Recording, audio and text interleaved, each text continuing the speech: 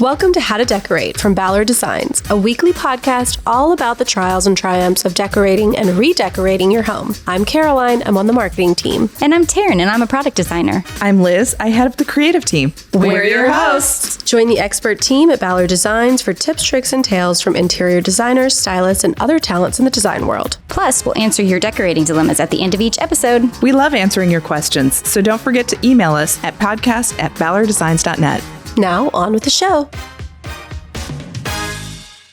All right, our guest today is one of our absolute favorites. He's a style icon. He's a TV personality and actor, an interior design lover. You know him from the original Queer Eye for the Straight Guy, as well as RuPaul's Drag Race, Get a Room with Carson and Tom, and many, many more. Carson Kressley, welcome back to the show. Thank you. You know I love all things Ballard, so I'm thrilled to be here. You've got me all tongue-tied. I'm so happy for you to chat and catch up with you and share all of your holiday decorating must-haves with our listeners. I'm thrilled to be here. I was listening back to our last podcast together, which was summer of 2023. And in the episode, we were kind of talking about what a great host you are and all of the hosting you do at your farm in Pennsylvania. And on the show, you mentioned your Christmas party at your apartment in New York. And I just thought we have to have him back and talk all about Christmas, how you host, what your must-haves are, how you decorate your New York place, how you decorate your farm, all that good stuff. So that's what we're here to do. Yay. Well, ho, ho, ho. I'm all for it. I love the holidays.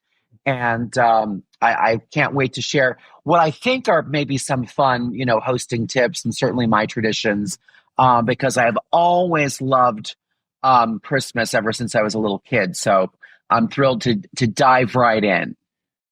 As I mentioned in the last one, you talked about your Christmas party. So why don't we start there and we can just talk about hosting. We could also talk a little bit about, maybe we should actually, you know what? Maybe we should start with Thanksgiving since that will, sure. and then get into Christmas since, see how it all flows. Yeah, exactly. Yeah. So what do you like to do for Thanksgiving?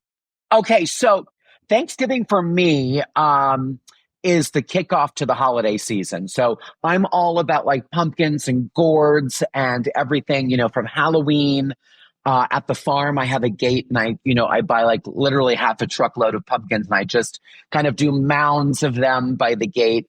And it looks super welcoming and very harvesty. And although I don't have a cornucopia, literally I do have a cornucopia of different like gourds and pumpkins and the artisanal ones that are antique and French and, look like Cinderella's carriage. I have those. And that, I think, segues beautifully into Thanksgiving. Like, I am not a person who puts up holiday, Christmas, Hanukkah, New Year's decor before Thanksgiving is over. I like to do the whole fall thing. Salute to the pilgrims, Indian corn, like very traditional. And then I usually have people over to my farm for Thanksgiving and I do a bit of a Friendsgiving. I usually do like dinner at my mom's house with my family in the evening and lunchtime at my own farm with a lot of friends from New York City. So I do a lot of eating that day. I get 2 gigantic meals.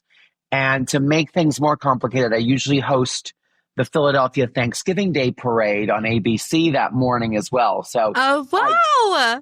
I greet guests on Wednesday night. I make a bunch of stuff in advance. And then I say, okay, I'm not going to see you in the morning. I'm going to be on my way to Philly. I do the parade. I come home, pop everything in the oven except the turkey, which my friends do first. And then we have a great Thanksgiving lunch. Then I do a Thanksgiving dinner. And then here is my entertaining secret weapon pro tip. The day after Thanksgiving, on Black Friday when everybody's out shopping, I don't do that. I wait and I do my Cyber Monday. But on Friday, I have all of my guests.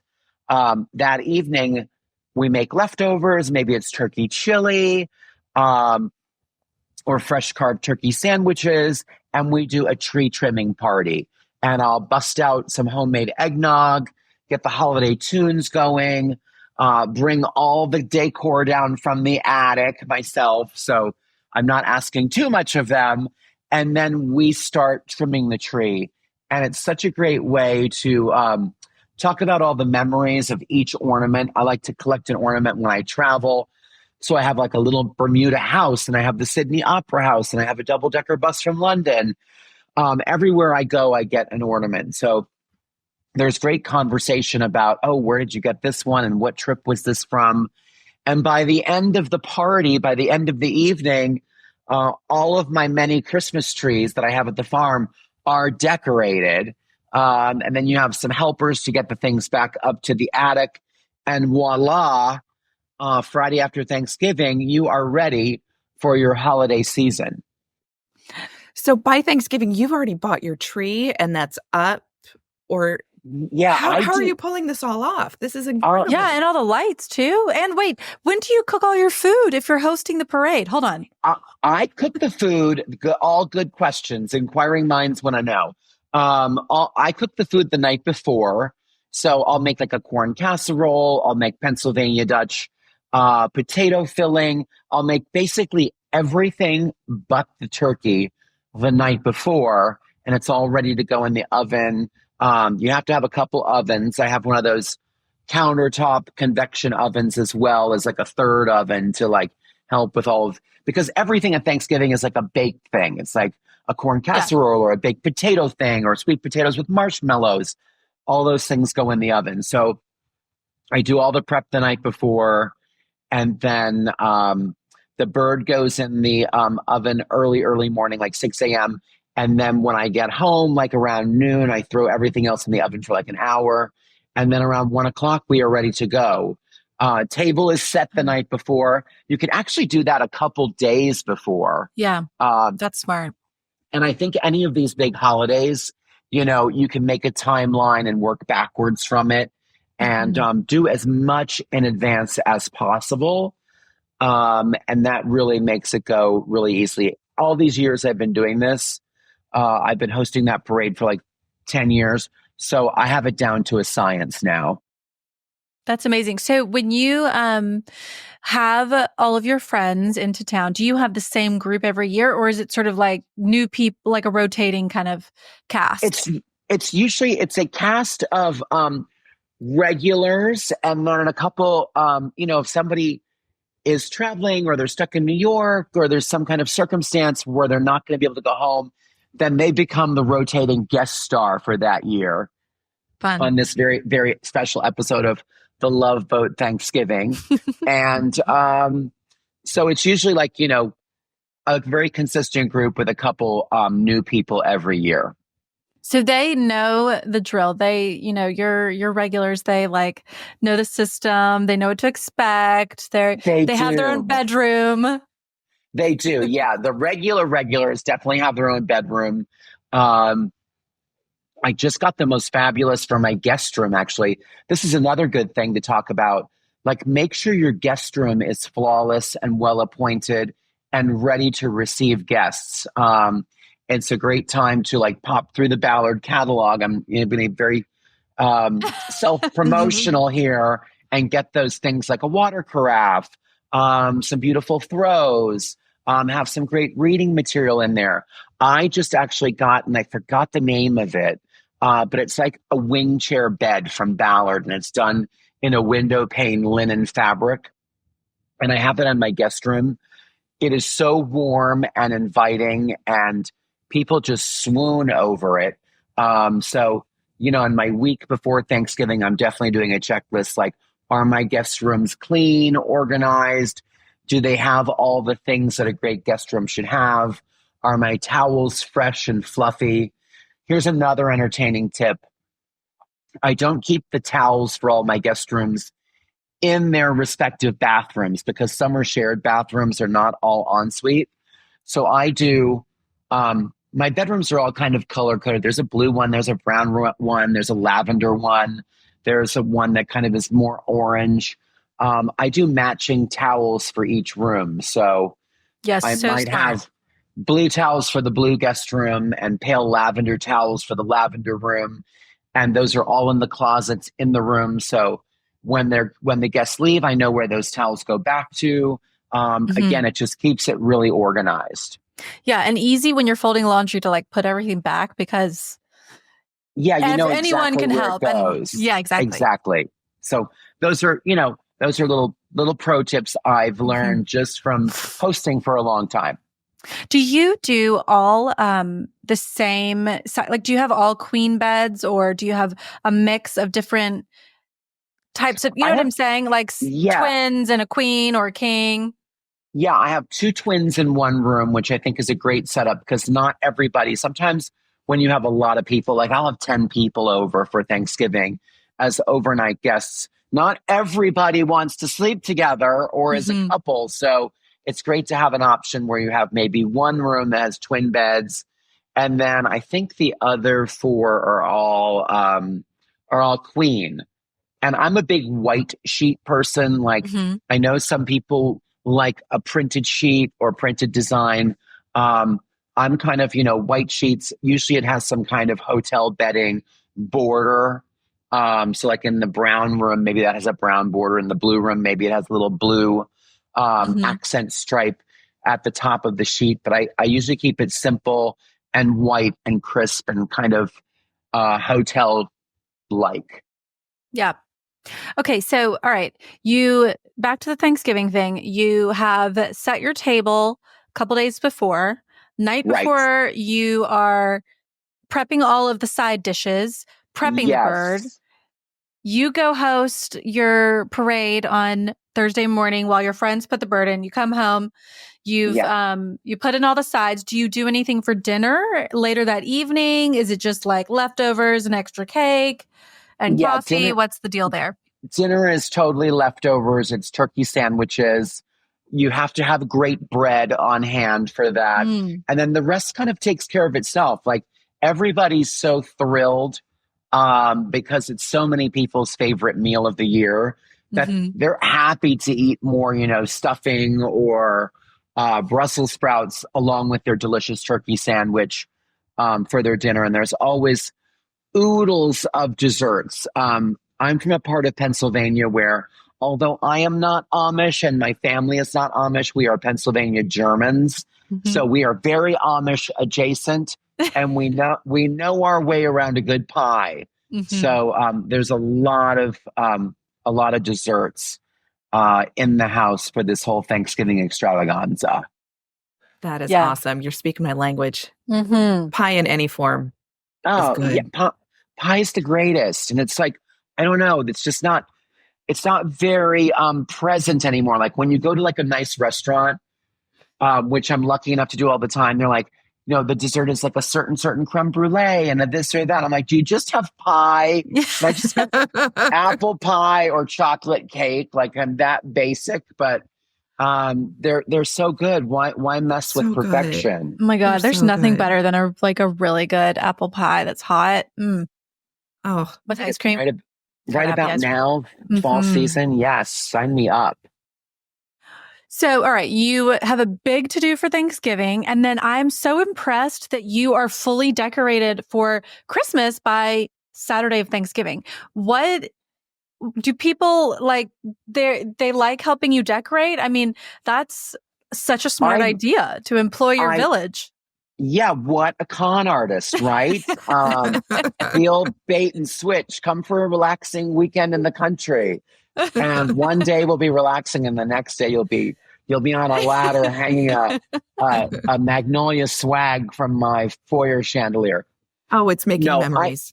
I don't. It is making memories, and I don't make people like put up my decor. I really focus on them helping with the tree trimming. Okay, and then probably that Saturday or something. That's when I do like the wreaths outside and maybe a little bit of outdoor lighting and getting my gate and my entrance looking good. So I kind of do that over the next couple of days. But the tree part, I think that's the most daunting because you have all the boxes with the ornaments and the lights. And I used to always get a real tree. Growing up in the suburbs of Allentown, PA in the 1970s, we always had an artificial tree from we had a store in Allentown called Ice City, and they sold pools in the summer and they sold Christmas trees in the winter. So in the 70s, it was very chic to have like a fake tree. My mom had lived through like many fake real trees and didn't want the mess. So she's like, we are getting, a state-of-the-art artificial tree. I hated it. So as soon as I moved to New York and I had my own apartment, I was like, I am getting a real tree. And also in New York, you don't have storage space for an artificial tree. So you are forced to get a real tree. And I remember when they were like $20 and I was like, oh, an extra $20. I really shouldn't be spending this on a tree. In 1991 when I didn't even have money for food. So I always had a real tree there. Then when I moved to the farm and had an extra place and extra storage, I did start to do the artificial tree thing again because there's so many good options now. And they really look fantastic. And you don't have to worry about like shipping out and getting a new one every year. So I can do my Thanksgiving, day celebration and then do my tree trimming right away because all my trees, and I do 1, 2, 3, I do 4 of them at the farm. They're all just in their little boxes in the attic, or if I'm really lazy, they get like a bed sheet thrown over them and they aren't even disassembled and they come down whole and we zhuzh and fluff the branches and then we start trimming away. Oh, that's awesome. Because I was worried about that. Like you were saying, you just bring out a tree. I'm like, do you just have like trees like hanging out in the garage? Like how early are you getting trees? So that's great to know that they're artificial. They're so quick to put up. And are they pre-lit? Some are pre-lit, and I do like that, the ease of that. I am just also as a child of the 70s and growing up with string lights where when one bulb went out, the entire set didn't work. I also get a little paranoid about doing the whole pre-lit tree and thinking, oh gosh, if the tree breaks, what do I do? So some are pre-lit, some are not. Regardless if they're pre-lit or not, I'm always adding more lights because I just want them to be literally loaded with twinkly, beautiful lights. Yeah. Sometimes it's really fun to put lights of a different scale too, if you're adding more lights to your pre-lit tree. Absolutely. Yeah. If the tree is pre-lit with tiny little, fiber optic, white lights, it's nice to do like a bigger round frosted bulb. I love an old fashioned like 1950s gigantic bulb. If I'm doing colored lights, do colored lights for the base and then add those 1950s larger bulbs around it.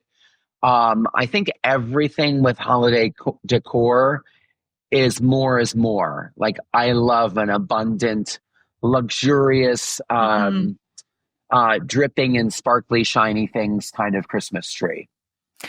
Do you like a white or a colored light, or do you have some of each just on different trees? I have some of each. I have a tree in my family room that's much more casual, that has all of my travel ornaments. So they're all different colors. So on that tree, I just think it's pretty to have the multicolor. It's very nostalgic and fun. And that's where I do the base of the multicolor small lights. And then I have some of those bigger 1950s lights.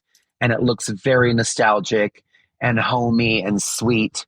And then in my living room, which is a little more formal, I have a smaller kind of flocked tree that has white lights. And those ornaments are all kind of metallic or clear, like silvers and golds.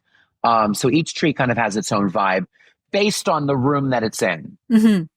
Okay, here's a question I always had, because I only have one tree, but anytime I've kind of like wanted to get a second tree, but the organization of, how do you organize? Do you have all of your tree, your ornaments and your lights for this tree, organized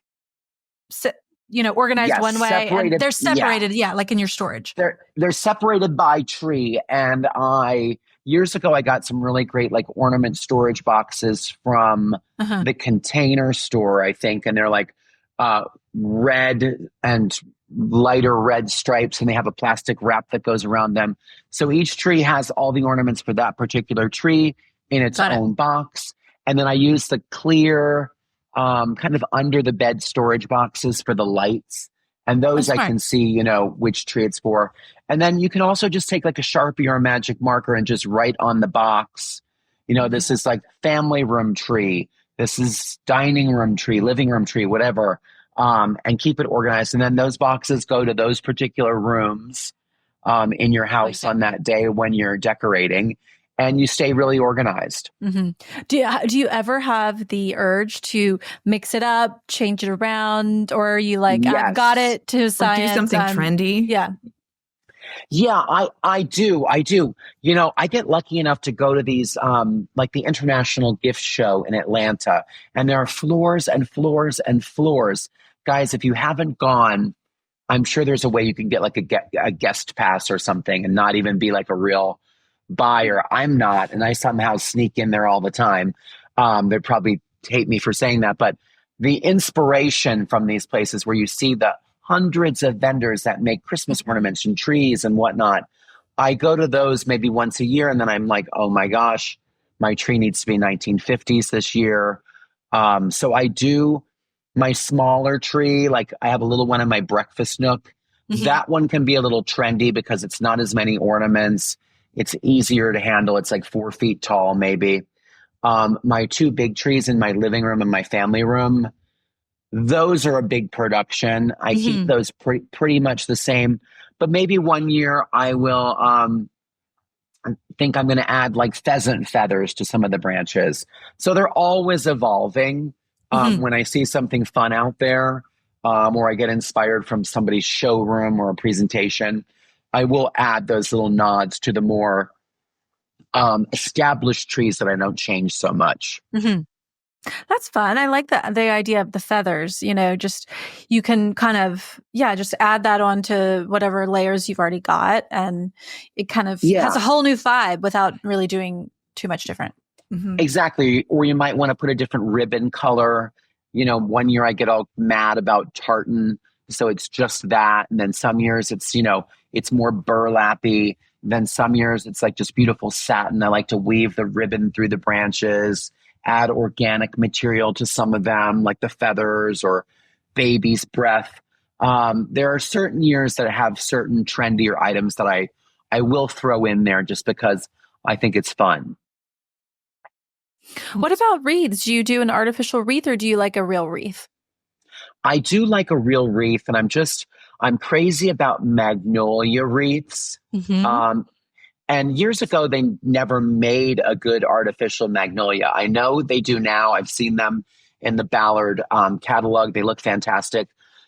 So I'll do some sort of, I've always also felt like a Southerner at heart. I don't know why. I'm from Allentown, Pennsylvania. But I've always loved magnolia, and I loved going on, you know, planning summer vacations with my family saying, can we go see like historic homes of the South? And my parents are both like, oh, okay, weird child. Yes, we'll take you to, you know, Biltmore House for your 9th birthday. But I do like a good wreath. So I'll do the magnolia wreath. In New York, I don't have a lot of storage space, and I don't do a lot of holiday decorating. In New York, I have a big, a giant window that overlooks my street. In that window, I will just do a big magnolia wreath, a fresh one. Maybe what are we talking? What's big? Like 36 inches? I'd say 36 inches across. Yeah. Okay. And then I do just a beautiful, like a brown silk ribbon that's super wide. And I hang that from like the window frame. Doesn't have a bow. It's just the, you know, the wide piece of brown silk velvet hanging it. And that's like one of the few pieces of decor that I do in New York, because if I have a party there, my apartment is so small. I have so many people, you can't even really see the decor. So that great statement piece, like the giant magnolia wreath, and then maybe I'll have some greenery and some swag floating around. And almost everything in New York I do fresh because it's there for the party. I'm not going to store it for the next year. It's going to live out the season. And then I'm going to, you know, put that in the composting recycling bin area when I'm done with it. So New York, I keep really simple. Yeah. And then other wreaths at the farm, I do the dried boxwood wreaths. I have, another pro tip. You do not have to go out and spend thousands of dollars or hundreds of dollars or $100 on greenery. Most people, if you live in the suburbs or the country, you're going to have some evergreen kind of things growing in your backyard. And I am out there just snipping branches, some holly, some magnolia, some pine, and arranging it on mantles. And you can't do better than just some fresh greenery. It's just simple and chic and can be literally free. We have some magnolia trees in an area of my neighborhood that is not in someone's yard. It's like a no man's land. So I'll, go out there around 7:00 and do some trimming and shove that into my artificial garland. Yes, exactly. And zhuzh it up a little bit. That's a great way, if you have an artificial garland, that's kind of your base for your mantle, or I do one on my stairway banister. You can always supplement it with real greenery, and it really looks fantastic. Yeah. Yeah. Like adding in a little bit and then a great ribbon. I mean, you're done. Yeah. Yeah. And that's some of those garlands. That's where I'll change it up a little bit. Like my stairway garland that goes down the banister in my living room. That room is very kind of like has a lot of aqua and pale green. And I have like the antelope, those taupey antelope rugs. So I decided I was going to do like an aqua inspired like garland coming down the stairs. So I added aqua poinsettias, and they're very like silvery and very 1950s, and aqua ribbon in velvet. And it looks really pretty. And I've never done that before. So sometimes these like trendy little like tryouts become your traditions as well. So now I'm going to do that again in that space. So do you, are you like a red and green kind of Christmas fan, or you do mix up the colors every year? I mix it up. And this is very controversial, but I don't do the same holiday color story throughout my house.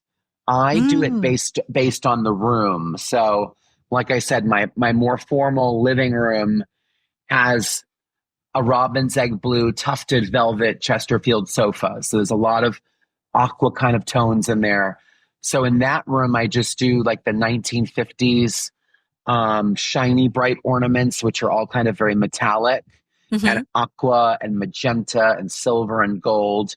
And then I do that aqua ribbon down the staircase. So that's a very like non-traditional palette for holiday, but it's still sparkly and festive. And then my family room is more, it's got warm walnut paneling, and it's much more traditional, I guess. So in there, I do like a red and green, very traditional, lots of tartan. In my foyer, I do almost like no color. It's just white lights on two like skinny Christmas trees. And that's very like neutral, and I have a big magnolia wreath hung over a mirror. And that's another great tip. Wreaths aren't just for doors. Hang them in windows, hang them over your bookcases, hang them over a piece of artwork, hang them in front of a mirror. I think a wreath is just, so chic and classic, and I try to put them everywhere I can, literally. Yeah. I mean, there's nothing prettier than a great, especially like an antique mirror with a pretty wreath on it and great bow. Yeah, you're done. It's actually really simple and can be really cost effective and just have a lot of impact. Really love the idea of choosing your decor for your room. So you're not rearranging your entire life around this holiday. Yeah. You're really crafting the holiday to you. That's really wonderful. Sometimes people are like, oh my gosh, I've got to change all my plants and my artwork, or some people go a little cuckoo bananas and get all new bedding that's holiday inspired. I don't do that. That would be way too much of an overhaul. So yeah, I kind of tailor my decor to the space as it already exists. And like I said, maybe I'll just go around in every room and add boughs of greenery. That little simple thing of just putting, a magnolia swag above a painting, can do the trick, and it makes it feel festive and special, but you're not changing out your entire design. Mm-hmm. Yeah. And there's so many holiday colors. I mean, blue and white, I think, is a great holiday. Like purple, deep purple is a Christmas Pinks color. And reds. Yeah. I mean, mauves, mm-hmm. You could do something more Victorian. You could do all of the neutrals and do like a very prairie farmhousey kind of, neutral look. I'm a big believer that, the holidays are like every single color. Mm-hmm. Yeah. And why not pick something that is going to complement what you already have? It's like you would never pick a lipstick that was going to just be red, but not match your outfit or not coordinate with your outfit. You know what I mean? You're going to pick something that goes. So I like that. Exactly. Yeah. It makes it, because the decor can be like over the top also. I feel like if the colors kind of work with the room already, it's not jarring because you don't want it to be garish. But you do want it to be, over the top and festive because that's what the holidays are all about. And if no matter what color it is, if you put some like metallics and some greenery, some garland and a wreath, like it'll look Christmassy. Yeah. Absolutely. What about at Christmas time? Are you typically in Pennsylvania? Are you in New York? And what is your hosting situation? Yeah, Christmas, I like to hunker down. Usually I'm working like right up until like maybe mid-December. And then when that rolls around, I like to decamp at the farm and tweak all the decor. And then the only like big entertaining I do at the farm is I will have Christmas Eve for like my, immediate family. My sister has a farm next to mine. So it's very easy. Like she makes some of the food. And we do we're not Italian by any means. We're like all German and French. But we somehow do an Italian Christmas Eve and lasagna and a little bit of the Feast of the Seven Fishes-ish with like a shrimp cocktail, blue cheese, wedge, salad. So I will do Christmas Eve. And that is a great time to just, have all the lights twinkling and have I have a couple fireplaces, and I have one. I'm so fortunate. I have one in one of my dining areas in my breakfast room. And because there's only like 6 or 8 of us, we'll have it in there.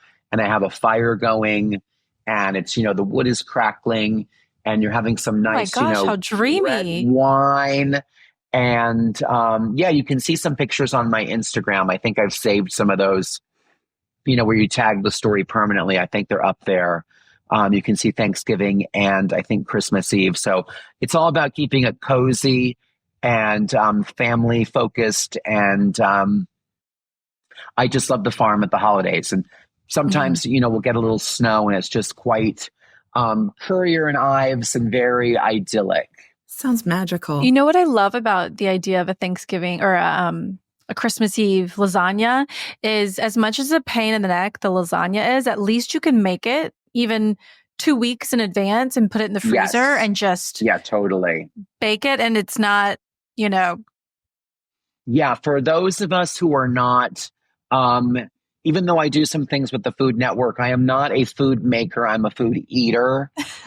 So any of these holidays, Christmas, Thanksgiving, Easter, whatever, baby showers, any kind of entertaining you can do where it's kind of a one-pot superstar like lasagna that can be made ahead of time, you're going to thank yourself, because then you're not preparing food while people are there and you're supposed to be hosting and handing out glasses of wine. So are you a good multitasker? Do you like people to be in your kitchen when you're cooking, or are you more of like you can't, focus if you're... Yeah, I'm very bossy naturally. And if people are in my kitchen and they're moving things, they're saying, "Where's the spoon for this?" I'm just like, "I've got it."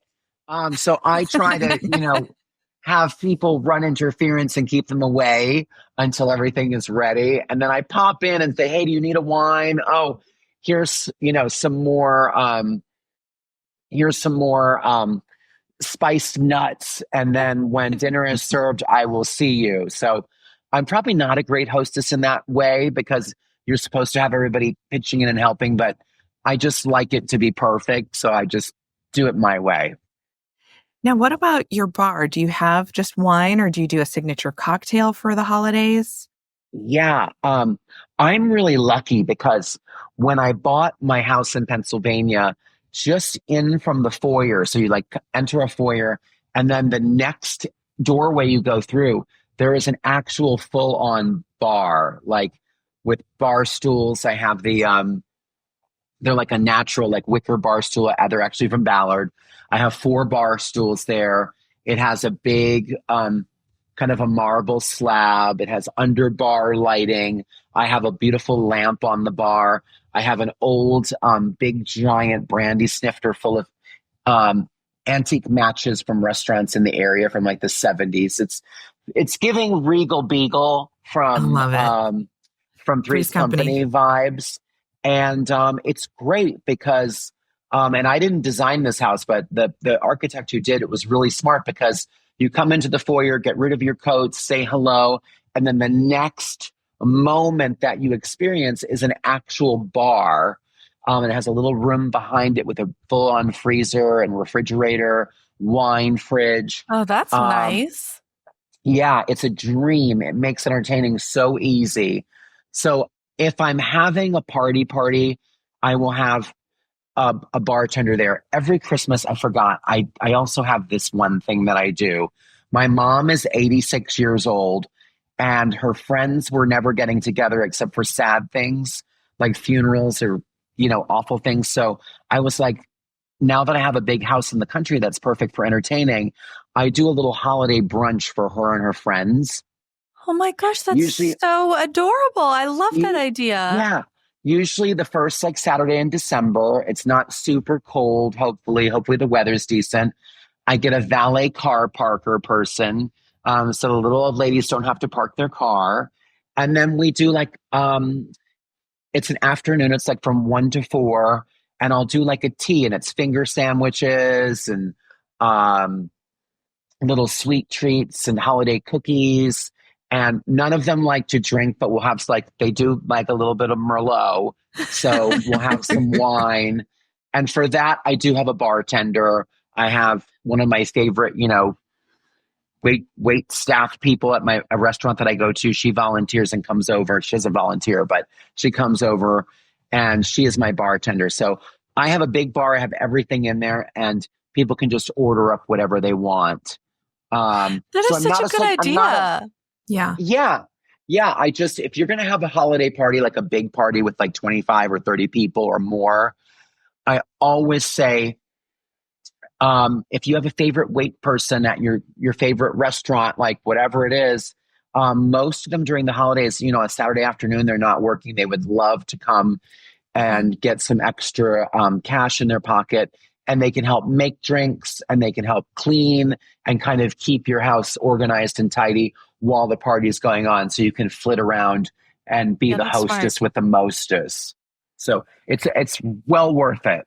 Mm-hmm. Yeah, that's smart.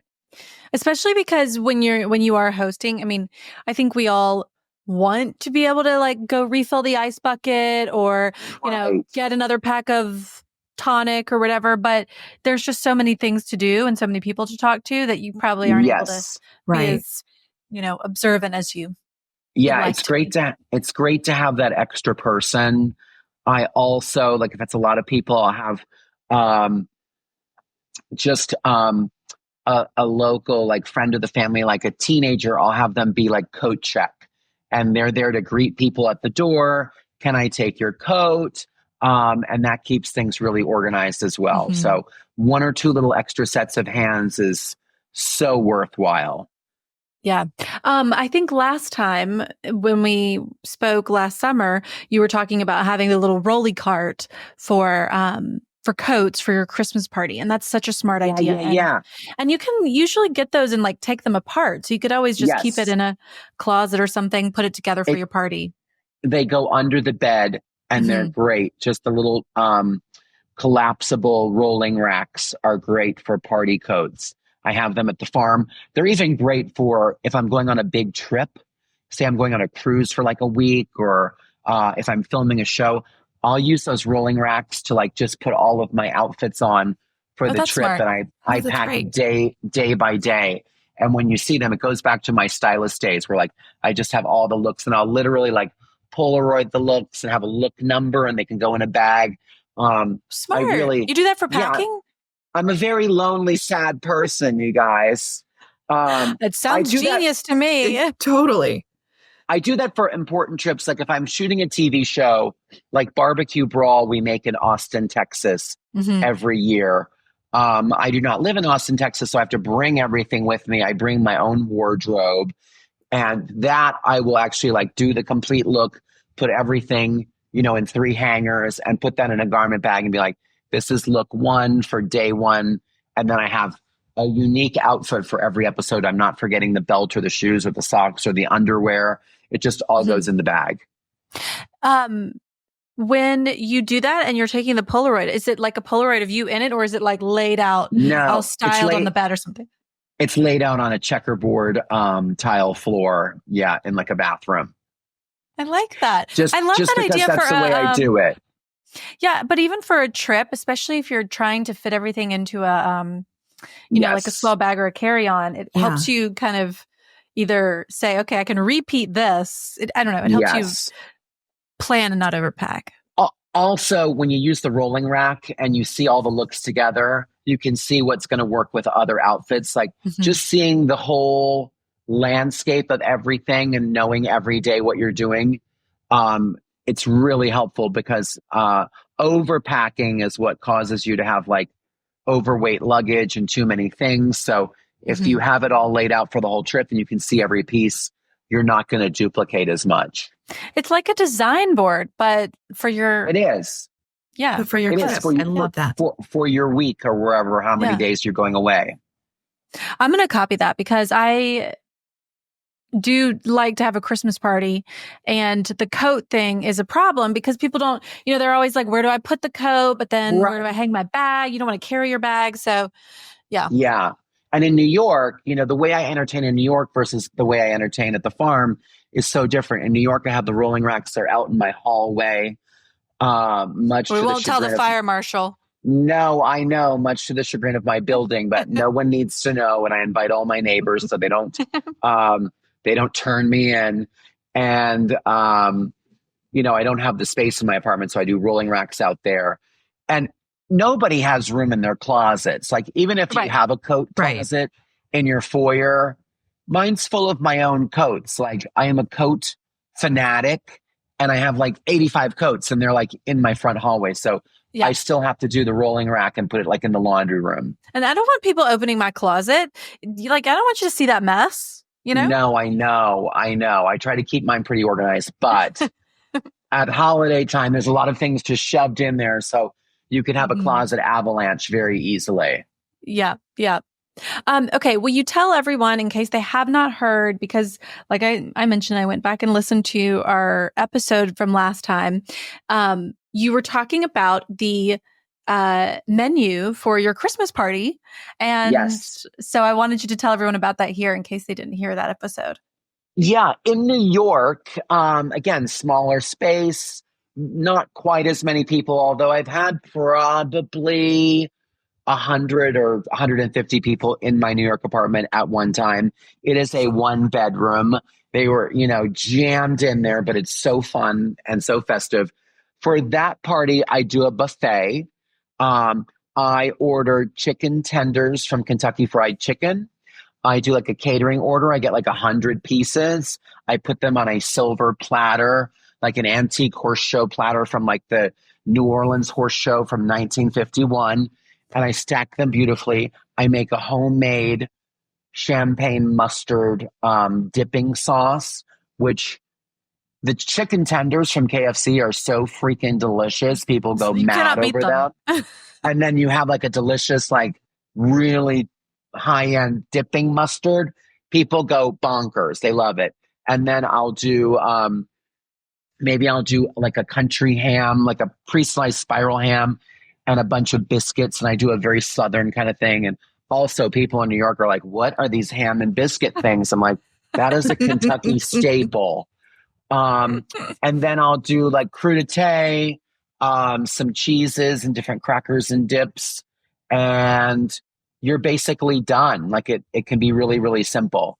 And then people can just, help themselves. And again, even in New York, I do invest in a bartender. That's really important. For a New York City party, I'll usually have a picture of a signature cocktail.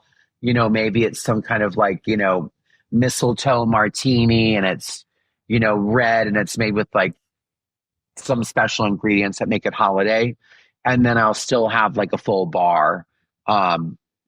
With just the basics. Like I don't have any like, blue curacao or whatever, but I have, all the classic, gin, vodka, rum, whatever. And like the easy mixers. Yeah. Yeah. And the easy mixers for sure. I loved the idea of the chicken fingers because, I mean, who does not go to a spread that has chicken fingers and not want one? I mean, they're just so good. I think parties are the time to serve things that people like to eat. Right.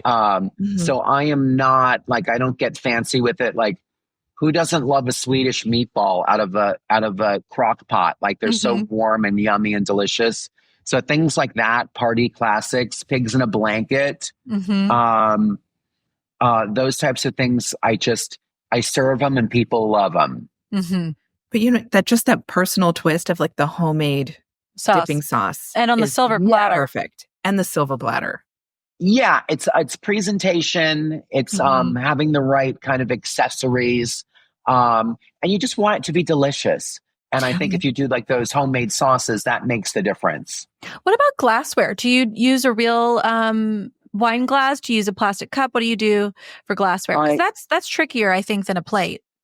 It is, yeah. What I do is there's a company called American Stationery, and they do frosted plastic cups. And I know they're plastic, and I know that's bad, so don't judge. And then I get them monogrammed with either my monogram, like in New York, it'll have a CLK, it'll be in a diamond pattern, it'll be hunter green on a frosted cup. And everything goes in there, wine, cocktails, whatever. But then everybody's holding the same cup. I am a person who washes their plastic throwaway cups and I reuse them again because I'm guilty. And I also just feel like, why not? I mean, I hate throwing things away. So if I have barbecues at the farm in the summer, it says Fox Hill Farm, like 4th of July, I get those custom printed cups again. But you reuse them for each party. That's smart. And I do reuse them. When I have those little tea parties for my mom and her friends, I get her monogram, in like the very frilly, 1970s on a sweater kind of monogram. So that's my trick. And then I get cocktail napkins that have the same monogram or have Fox Hill Farm and a little fox head. And I order those in advance, but I usually have a lot of leftovers and I almost always have extras on hand. So those custom tricks, like the monogram napkins and the monogram cups, just make your party feel really thoughtful and cohesive. And I think people really think it's cool and think, wow, this is great. You really thought of everything. And they feel taken care of, which is what hospitality is all about. Yeah. You are such a wonderful host, and I love getting to hear your system. And I feel like it's a good reminder to people, like you have been doing it for a long time, and therefore each year you can kind of iterate and make it better and you get more comfortable. So it's just like, have people over. Like, don't worry so much in the beginning. Just start having people over, and then you can build your arsenal. And, you build kind of like your framework and you make it foolproof, and then you can just focus on having fun. And I think the thing that trips people up a lot is they think it needs to be fancy. And people just love simple, delicious things like pigs in a blanket and a monogrammed cup and a delicious homemade eggnog. Like, you don't need a million choices, and you don't need it to be like really elaborate. Simple and delicious and simple and good looking, in your design is always going to be appreciated by your guests. And the thing that they're going to remember is like how much fun they had at the party, how yummy the food was, how pretty your tree was. Those things all make for a great event. Well, I am so inspired now to host a Christmas party and get ready to decorate. I always find it's hard kind of this time of year to it feels very daunting a little bit going into Christmas. So yes, feeling much better about it now. Yeah, there's so much to do. And I was a chronic overdoer. I would have 85 things to eat, and half of it would, not be even touched. And I would decorate every single surface. Now it's about strategy, and you have 5 or 6 really delicious things, and you have 1 or 2 moments in your home that are gloriously decorated. It doesn't need to be really elaborate. You just need a couple of those great ingredients. And the more you do it, the better you will become at hosting, and the easier it becomes. And it just kind of becomes second nature. And it's kind of like how I think our parents entertained. They would crack open a can of, Virginia cocktail peanuts and make whiskey sours. It doesn't have to be complicated. Yeah. And people just want to get together. So, I think the host, you're going to put a lot of pressure on yourself for it to be perfect, but your guests are not at all putting that pressure on you. They're happy to be included, happy to come and bring wine, and they don't, they're not judging your, what you haven't done. Well, I am, but no, I agree with you. I think everybody's there to just have a great time. And when people laugh and enjoy good food and good drink and good company, that's all they're concerned about. Hi, team. I'm a longtime listener from Gothenburg, Sweden. Hope I said that right. Thank you, Liz, for that. A little bit of a dilemma that I hope that you brilliant ladies and Carson can help me with. The problem I have is with windowsills. What to put on them, how to make the windows look gorgeous, stylish, and nice. Pictures in magazines and on sites usually cut off by the windows, or the windows are huge and missing windowsills. I have regular size windows with a regular size windowsill in a small house with no special features.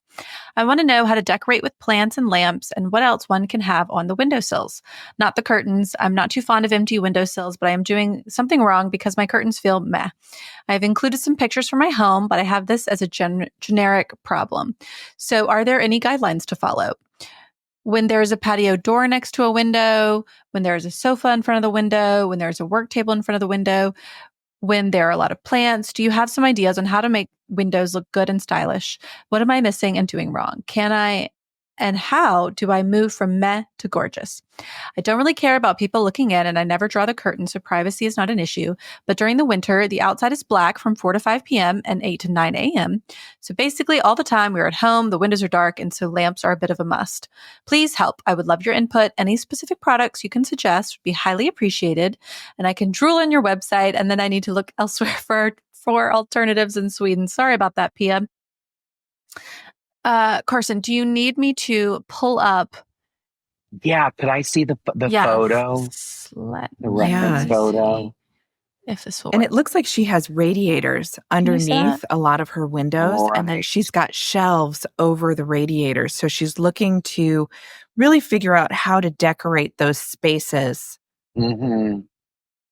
Yeah, it's a common thing too, in older Pennsylvania farmhouses. They'll have very deep windowsills. People want to put things on there, or the radiators right in front of the window with a case over it that looks almost like a piece of furniture. You're thinking what do I put here? Right. Or a console, if someone had a console in front of their window. She's got a beautiful taste. She has these fabulous wallpapers. Yeah. So she has the radiators in front of the windows. And she's sort of added some little accessories onto a ledge that looks like it's mounted above the radiator. Right. So, I mean, what are your initial thoughts? I mean, my initial thoughts are she's doing everything that you're supposed to be doing, which is, your go-to, if you have a deep windowsill, if you have an older house with thick walls and has those inset windows, it is a great place to, put a marble slab and put several different potted plants in gorgeous containers because, Mm-hmm. the go-to is a plant in the window. It's the best scenario for everything. And it makes sense. I also like how she has a small lamp there. Mm-hmm. That's really charming from inside and also from the outside. Like seeing that lamp in the window is like a old-fashioned symbol of hospitality. So at my farm, I have a couple different, window setups where I have little lamps, or maybe I have a pharmacist's kind of like stand lamp in the window. So I think she's doing it right. I think you have to be careful with decorative items in front of a window because they will fade tremendously. So Mm-hmm. if you did, like coffee table books, Mm-hmm. or decorative boxes, those things can fade. So I think, the beautiful porcelain pots with gorgeous plants in them is certainly a great go-to. Also, I was thinking you can also kind of make the window the superstar. And I see Mm-hmm. these windows are, just basic. They're casement windows with white frames. But, Mm-hmm. in this particular room that we're looking at, which has a green floral wallpaper all over, even on the ceiling, wouldn't it be fabulous to do a little bit of a different green, a shade lighter or darker, and lacquer the Pretty. window frames? And make the window frame the actual star, because I know she lives in Sweden. Where älskar er Sverige. I did one season of Sweden's Next Top Model and I learned how to say that. That means we love you, Sweden. But they don't get a lot of light, especially in the Mm-hmm. winter. So you want to keep your windows kind of open and bare. Why not paint those window frames in a beautiful Yeah. lacquer, and maybe ditch the curtain panels and make the frame the star and kind of highlight that architecture. And then just keep the actual window sill scape simple with 2 or 3 beautiful plants in gorgeous containers. Yeah, Pia, I think you're doing a much better job than you think you're doing. I mean, this particular one where she's got these little sort of like miniature busts and she's got all white pots, and then she's got one with these sort of great like funky white candlesticks. I mean, I think she's doing it right. Like she's got levels, she's got different shapes. I mean, I love all of your ideas about I love the idea of painting some of the windowsills, especially in that wallpapered room. That would be so pretty. Yeah.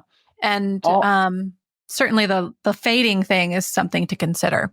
yeah. The other thing I was thinking too, I know you want to have a lot of light, and the panels going up to the top of the ceiling are exactly what you should be doing. Mm-hmm. But if you wanted to change up the aesthetic a little bit and maybe make it a little bit more modern, I would even think about doing cafe curtains on, Mm-hmm. a slim black rod and slim, kind of matte black rings to hold the cafe curtains.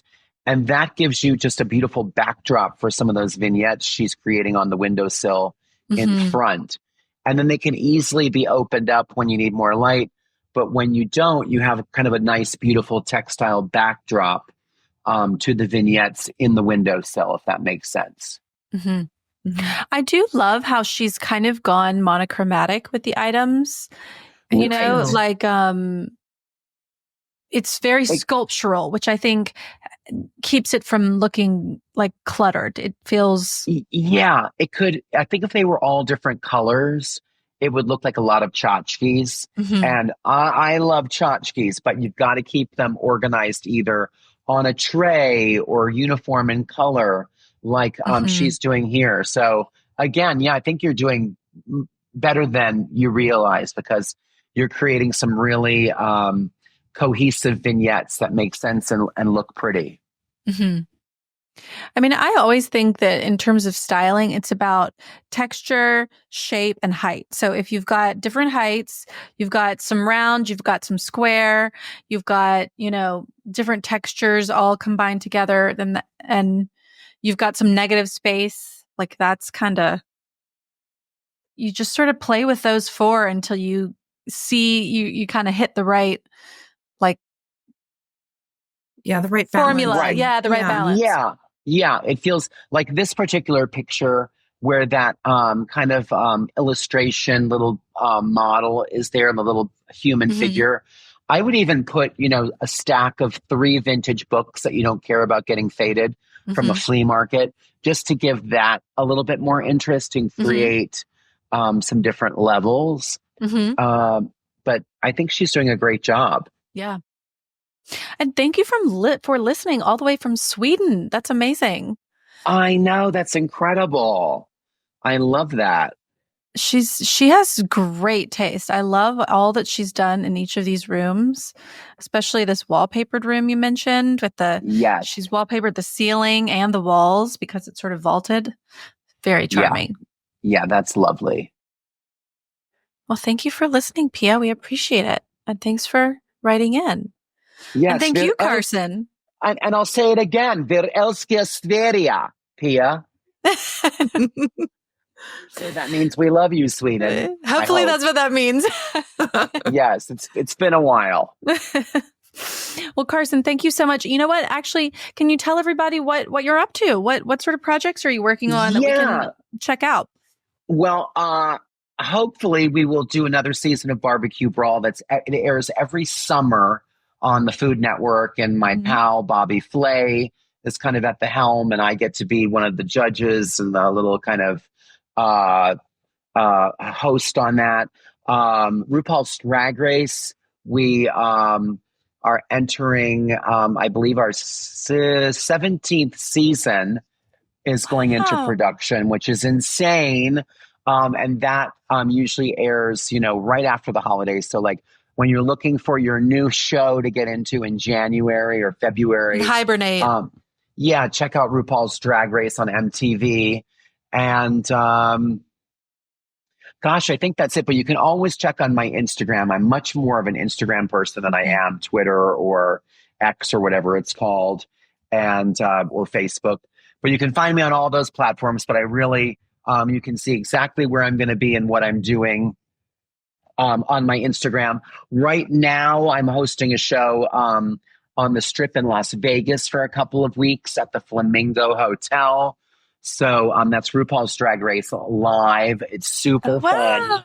Amazing. And I get to, live out my Donny Osmond fantasy and, host a show in a Vegas showroom with round tufted velvet booths. And it's really fun. Fabulous. And and who knows? And we didn't talk about it, but I love flea marketing and thrifting. So you might see me at a place like Scott's in Atlanta, or I adore going to Round Top, Texas in the spring and the fall for their big giant antique markets. So I get around. So follow me on social media and you can see exactly where I'll be and what I'm doing. Amazing. Well, thank you for, of course, joining us. And we would love to have you back anytime because we're big fans. So I'm a big fan of you guys, and I would love to come back anytime you want me. You just say the word. Will do. And that's our show. You can find all of the show notes on our blog, howtodecorate.com/podcast. To send in a decorating dilemma, email your questions to podcast@ballarddesigns.net so we can help you with your space. And of course, be sure to follow us on social media at Ballard Designs. Don't forget to subscribe wherever you get your podcasts so you never miss an episode. And please leave us a review. We'd love to hear your feedback. Until next time, happy Happy decorating.